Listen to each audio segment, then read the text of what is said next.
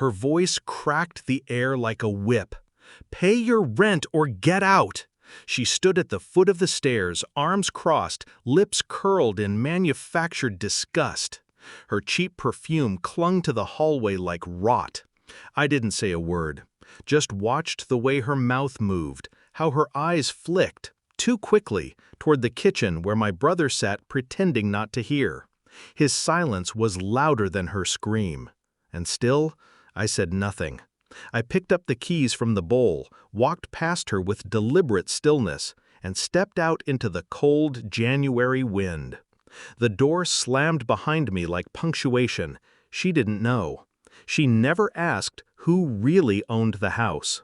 That was her first mistake. And mine? Letting them live here this long. The betrayal didn't come with shouting. It came with whispers behind doors I paid for. I noticed the first signs months ago, late-night phone calls she denied, quiet smirks between them when they thought I wasn't watching, my brother's sudden inability to look me in the eye, her overcompensation, too sweet, too loud, too present whenever I entered a room, and then the rent.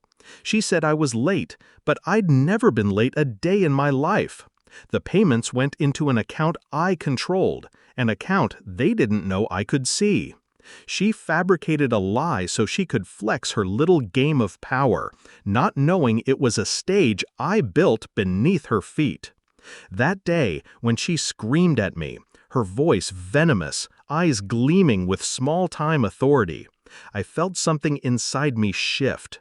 Not rage, not sorrow, something colder. A line being drawn, finally, in the sand they had dirtied. I didn't confront them. That would have been emotional, messy. Instead, I started watching. Every login to the house camera system, every bank transaction, every browser history breadcrumb on the shared Wi-Fi. She didn't even know how easily trust gave way to access. One day while she was out, I opened her laptop. No password. Arrogance always forgets to lock its door. The texts were worse than I expected. Not just flirtation, not just betrayal, plans, conversations about me, about how long they'd put up with my presence, how soon they'd finally have the house to themselves, how they'd let him think he's helping until the paperwork's done. They didn't know I already filed the paperwork. I printed the texts, clipped them into a neat little folder, filed it under closure. Then I called my real estate agent. The offer came fast. $840,000, cash buyer, no contingencies. They signed the lease papers like fools, thinking they'd bought time, thinking I was going to be gone. But I was never leaving. They were. I didn't tell them until the eviction notice arrived. The look on her face when she read it? Not confusion, not fear, recognition. She knew exactly what had happened. She called. I let it ring. She called again. My finger hovered over decline before I answered, just once, just to hear her break. Her voice was different now, no more venom, just panic. Why would they evict us? We didn't do anything wrong. We have tenants' rights. Can you talk to the landlord, please? I waited until her voice cracked. Then I spoke.